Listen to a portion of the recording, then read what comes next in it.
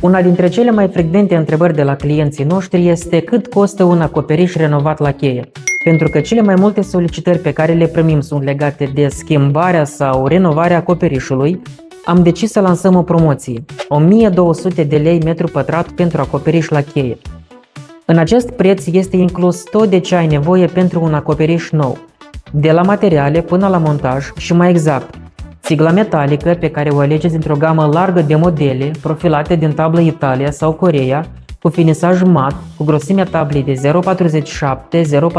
mm, cu garanție totală de 20 de ani. Accesoriile necesare montării țiglei metalice precum șort streașină, coamă, bordură fronton, reținător de zăpadă, dolie, folie anticondens și șuruburi. Lemnul, cât și elementele de fixare și consolidare a acestuia.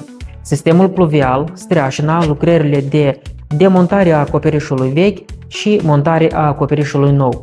Transportul materialelor la dumneavoastră, inclusiv deplasarea managerului nostru la dumneavoastră acasă pentru efectuarea măsurărilor exacte.